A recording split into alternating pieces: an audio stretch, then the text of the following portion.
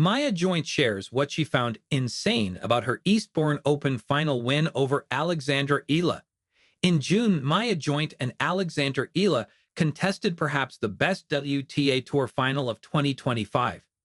The youngsters, aged 19 and 20 respectively, met in the Eastbourne Open final. Eala was bidding for her first WTA Tour title, while Joint was hoping to win her second after capturing her first at the Morocco Open in May. After splitting the first two sets, Joint and Eala contested a titanic third-set tiebreak, a tiebreak that would determine the winner of the tournament. Joint, a native of Australia, saved 4 match points during the tiebreak, before going on to win the contest 6-4, 1-6, 7-6, 12-10. Maya Joint says the Eastbourne Open final tiebreak against Alexandra Eala was insane. Speaking on the Sit Down podcast, Joint spoke about the crazy Eastbourne Open final against Alexandra Eala, a final which left a heartbroken Eala in tears. Joint had defeated Ons Jabeur, Emma Raducanu, Anna Blinkova, and Anastasia Pavlyuchenkova on her way to the Eastbourne final.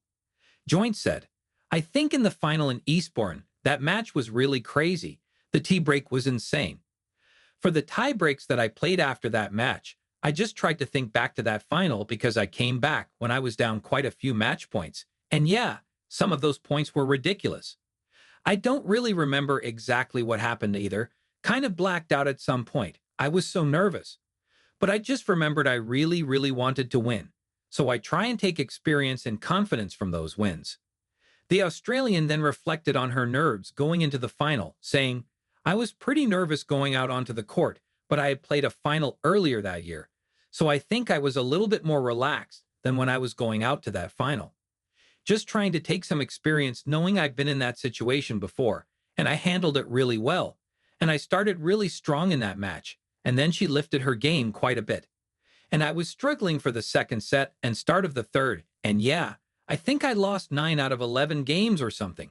It was a bit of a rough patch, and I was just trying to get back into the match because it was a really big final, big opportunity, and I didn't just want to have the scoreboard show that I lost 1-1. So I was just trying point by point, trying to get back into the match. Somehow, I was able to get it back and get it into a tiebreak. She had match points. I don't even know what happened anymore." Joint had since risen to world number 32 and could be seated at a Grand Slam for the first time when the 2026 Australian Open rolls around in January. This year, the Australian has beaten a host of well-known names on the WTA Tour, including Clara Tauson, Leylah Fernandez, and Sofia Kenin. Few would bet against Joint continuing her rise in 2026, as she is perhaps the most talented young star on the WTA Tour aside from Mira Andreeva.